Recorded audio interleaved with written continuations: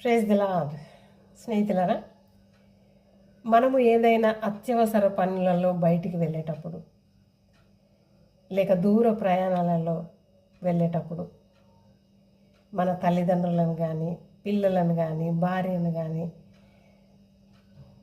వారిని పలకరించి వారిని ఒకసారి చూసి వెళ్తాం. దూర ప్రయాణానికి వెళ్తున్నాను, నా బిడ్డ ముఖం చూసి వెళ్తే నాకు మంచి జరుగుతుంది.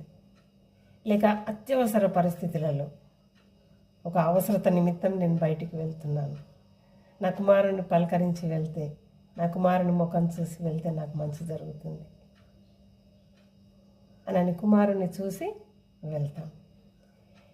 ఇలాంటి కొన్ని పనులు మనం చేస్తాం కాదంటారా?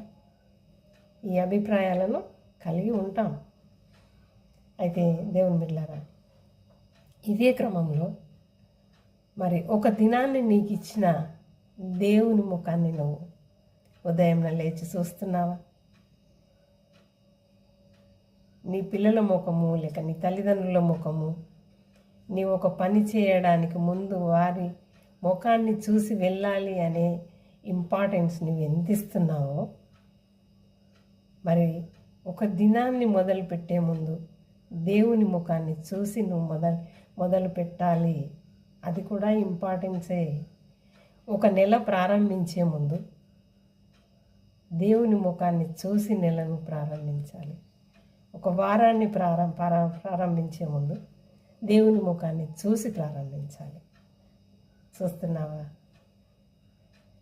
దేవుని బిడ్డలారా, నీ దేవుని స్వరాన్ని వినకుండా, ఆయన ముఖ దర్శనం చూడకుండా నువ్వేం చేసినా అందులో ఫలితం ఉంటుంది అని మాత్రం నేను నమ్మను.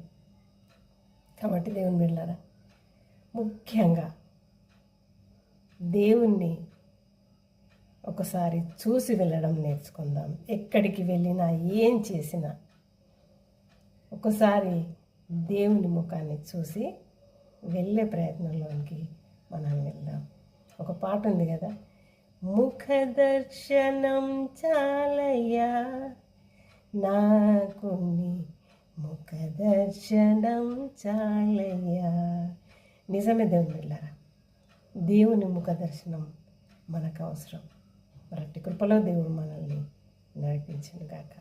ఆమేన్, ఆమేన్, ఆమేన్.